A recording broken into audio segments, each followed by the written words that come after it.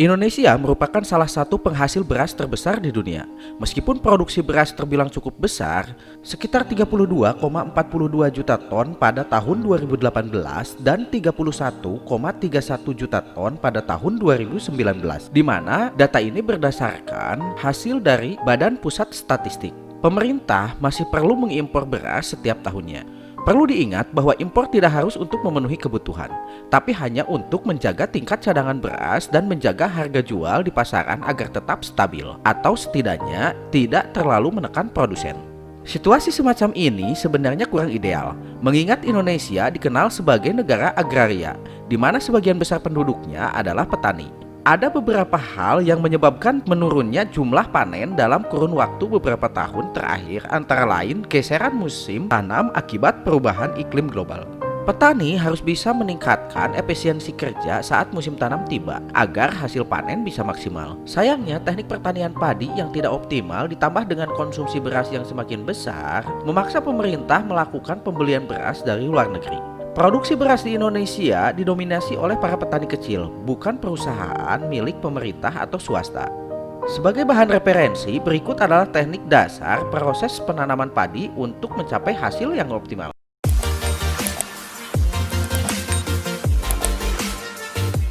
Yang pertama, pemilihan benih. Langkah pertama dalam setiap proses penanaman padi adalah pemilihan benih yang baik. Sama seperti tanaman lainnya, kualitas benih atau bibit bisa menentukan baik dan tidaknya hasil panen. Bahkan, benih berkualitas bisa meringankan kerja para petani di proses perawatan, misalnya saat pengendalian hama setelah benih tumbuh. Saat ini terdapat berbagai macam varietas padi di pasaran. Setiap jenis memiliki keunggulan tersendiri, tapi tentu saja ada kekurangan yang perlu diperhatikan. Sebagai contoh, sebuah jenis padi menawarkan sifat perkembangbiakan cepat dan melimpah, sehingga hasil panen lebih banyak, tapi kurang baik dalam hal ketahanan terhadap hama. Sebaliknya, benih yang tahan penyakit bisa membutuhkan waktu lebih lama sampai masa panen. Untuk benih yang ideal sendiri, ciri-cirinya adalah 1. Tahan terhadap serangan hama. 2. Perkembangbiakan cepat sehingga setiap pohon menghasilkan lebih banyak butir padi. 3. Bisa tumbuh dengan baik saat curah hujan mengalami penurunan. Para petani bisa mencoba teknik sederhana untuk mengetahui kualitas benih, yaitu dengan merendam benih dalam larutan ZA 20 gram. Benih yang baik seharusnya tenggelam, bukan mengapung. Hasil percobaan ini tidak mengindikasikan ciri-ciri keunggulan benih, melainkan hanya sekedar memastikan bahwa bibit yang tenggelam adalah layak tanam. Yang kedua, persiapan lahan. Karena beras adalah makanan pokok, maka padi harus ditanam dalam jumlah cukup banyak. Jadi tidak cocok bila ditanam di lahan pekarangan rumah. Padi harus ditanam di area pesawahan karena membutuhkan tanah yang digenangi air. Persiapkanlah lahan kosong yang bersih dari ilalang atau gulma. Lahan juga harus dibajak terlebih dahulu. Genangan air mempermudah proses pembajakan sawah, baik dengan alat bajak tradisional ataupun traktor. Bahkan setelah dibajak, idealnya lahan harus dibiarkan tergenang air dengan kedalaman paling tidak 5 cm untuk netralisasi racun dalam tanah. Penggunaan alat bajak tradisional yang ditarik oleh kerbau atau sapi sepertinya sudah banyak berkurang. Petani lebih memilih membeli traktor atau menyewa jika lebih sesuai dengan anggaran tanam, karena proses pembajakan bisa selesai dengan cepat. Yang ketiga, pembibitan padi. Setelah benih padi melalui tahapan seleksi, penggunaan larutan ZA, dan lahan telah siap, proses awal pembibitan bisa dimulai. Rendam benih yang akan ditanam dalam pupuk organik cair atau POC selama 24-48 jam. Dosis yang direkomendasikan adalah 250 ml VOC untuk setiap 10 kg benih. Sesuai rasio tersebut dengan jumlah benih yang akan ditanam. Langkah ini merangsang benih padi agar bisa tumbuh lebih cepat di lahan tanam. Anda bisa mendapatkan VOC di toko-toko pertanian.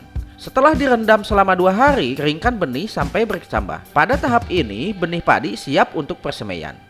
4. Persiapan lahan persemaian. Lahan tanam dan persemaian harus dipisahkan meskipun bisa berada di sawah yang sama. Luas area persemaian adalah sekitar 4% dari lahan tanam. Jadi, jika Anda memiliki lahan tanam seluas 1 hektar atau 10.000 meter persegi, maka Anda membutuhkan 400 meter persegi area persemaian. Anda membutuhkan 15 kg benih untuk lahan persemaian seluas ini. Anda membutuhkan 15 kg benih untuk lahan persemaian seluas itu. Aturlah posisi area persemaian agar memudahkan Anda merawat benih. Biasanya ditempatkan di salah satu sudut lahan tanam. Benih yang telah kering dan berkecambah bisa langsung ditaburkan di area persemaian. Bila perlu, Anda bisa melakukan pemupukan urea dengan dosis 25 gram per meter persegi.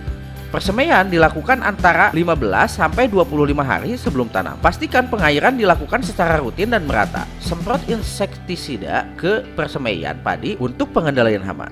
5. Penanaman. Setelah 20 sampai 25 hari, padi persemaian bisa dipindahkan ke lahan tanam.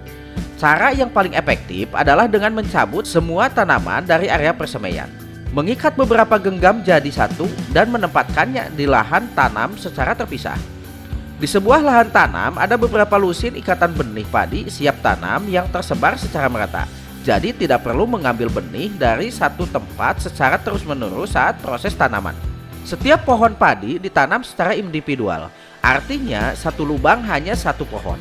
Lahan tanam harus dalam keadaan gembur dan terendam air sekitar 5-10 cm. Proses penanaman ideal tidak membutuhkan pembuatan lubang. Pohon padi cukup ditancapkan ke tanah saja sedalam 2 cm. Jarak tanam ideal adalah 25 x 25 cm antar pohon. Yang keenam, pemupukan. Lakukan pemupukan secara bertahap dengan dosis yang tepat. Tahap-tahap dan dosis pemupukan adalah sebagai berikut. Tahap 1. 5 hari setelah tanam menggunakan 200 kg Posca dan 100 kg urea. Tambahkan pupuk organik sesuai anjuran Dinas Pertanian setempat atau penyuluh lapangan pertanian. Tahap kedua, 20-25 hari setelah tanam menggunakan 100 kg Posca dan 50 kg urea. Tahap 3, 40-45 hari setelah tanam menggunakan 50 kg urea. Sekitar 60 hari setelah tanam, lakukan pemupukan sekali lagi menggunakan 50 kg KCl supaya butir padi lebih terisi. Pupuk cukup disebar secara manual, tidak perlu menggunakan alat tertentu. Pemupukan urea dosis rendah bisa membantu mengurangi risiko terserang hawar daun bakteri atau bisa disebut dengan penyakit resek. 7. Pengairan. Lakukan pengairan secara berkala, alirkan air ke lahan hingga tanah menjadi becek, tapi tidak sampai terendam air. Biarkan sampai agak kering sekitar 2-3 hari. Kemudian lakukan pengairan lagi. Jangan sampai menunggu terlalu lama atau padi bisa rusak. Terlalu banyak air juga bisa merusak akar tanaman. Pengairan berkala dilakukan selama masa pertumbuhan sampai tahap pengisian butir. Lahan harus kering saat memasuki masa panen. 8. Pengendalian ilalang dan gulma. Herbisida hanya boleh digunakan saat padi baru berusia 3-5 hari setelah tanam dan dengan dosis sekecil mungkin. Pengendalian gulma untuk tanaman padi lebih baik dilakukan secara manual dan berkala. Tidak perlu jadwal tertentu karena cara manual tidak merusak tanaman. Jika perlu, lakukan sesering yang Anda bisa atau segera setelah gulma mulai terlihat, mulai dari masa tanam sampai masa panen. 9. Pengendalian hama. Sesuaikan cara pengendalian hama dengan anjuran Dinas Pertanian setempat atau PPL. Ada beberapa jenis hama, misalnya tikus, belalang, hawar daun bakteri, penyakit blas, dan lain-lain. Pengendalian hama harus dilakukan dengan penyemprotan. Formula yang baik bersifat organik bukan kimiawi. Jadi beralihlah ke pestisida organik jika memungkinkan, sesuai dengan jenis hama yang menyerang. 10. Panen. Padi siap dipanen bila 90% dari semua butir sudah menguning. Gunakanlah metode yang sesuai dengan kondisi atau lokasi lahan. Manfaatkan alat yang memadai, bisa juga dengan menggunakan mesin atau alat mekanis lainnya untuk mengurangi tingkat kehilangan hasil panen. Jika video ini memberikan manfaat, maka dukung kami untuk terus bisa berbagi dengan menekan tombol subscribe dan aktifkan juga tanda loncengnya agar sobat tidak ketinggalan video terbaru dari kami. Atau mungkin sobat suka dengan videonya, maka berikan kami like. Bila terdapat kesalahan, kekurangan, atau mungkin kritik dan saran, sampaikan kepada kami dengan menuliskannya di kolom komentar di bawah ya. Saksikan terus channel ini, sampai jumpa di video selanjutnya.